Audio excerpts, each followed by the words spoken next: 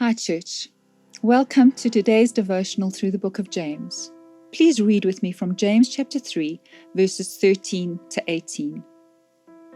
Who is wise and understanding among you?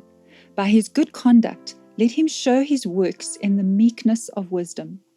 But if you have bitter jealousy and selfish ambition in your hearts, do not boast and be false to the truth. This is not the wisdom that comes down from above, but is earthly, unspiritual, demonic.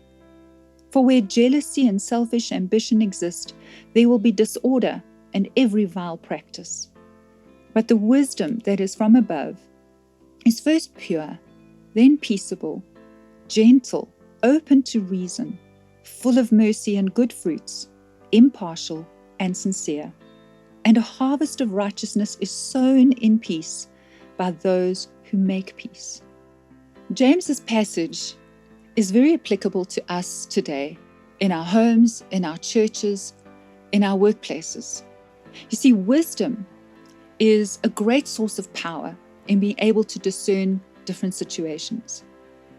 But we need to acknowledge today that true wisdom comes only from God, comes from above. See, wisdom is not just about the knowledge we have or the clever words that we are able to use. But true wisdom that comes from God is about living a life. It's about our attitudes, our behaviors, our actions that bring honor and glory to God. It's about seeking His truth and His will. And when we dig into His wisdom, are we able to impact other people's lives for God's glory? James talks about the difference between earthly wisdom and godly wisdom. Earthly wisdom is about ourself. It's about our flesh, our wants, our needs, our perspective, our ideas. And it talks about self-preservation and self-defense. But look what it results in disorder and vile practice. You see, we need godly wisdom. God's wisdom here is glorious. It's so different to the world. Many of the attributes that James mentions in this passage are from the Beatitudes that Jesus taught on the Sermon of the Mount. Peaceable, pure, gentle, open to reason, full of mercy and good fruits, impartial, sincere.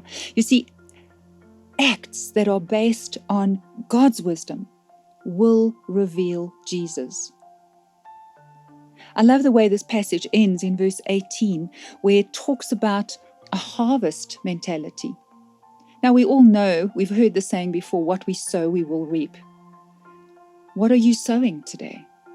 If we sow things of, or ideas, or attitudes, or words of strife and conflict, that is what we will reap.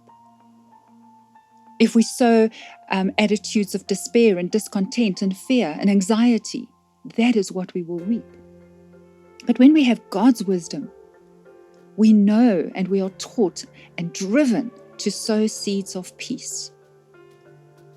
I love this idea of harvesting because it speaks about time, intentionality, effort that will result in a harvest of righteousness and peace.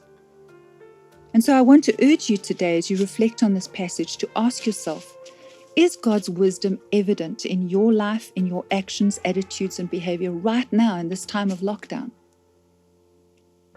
Are you sowing seeds of peace in your home and amongst your family, amongst church members, in your workplaces? And I encourage you to ask God for wisdom today. May you know His peace in your life. God bless you.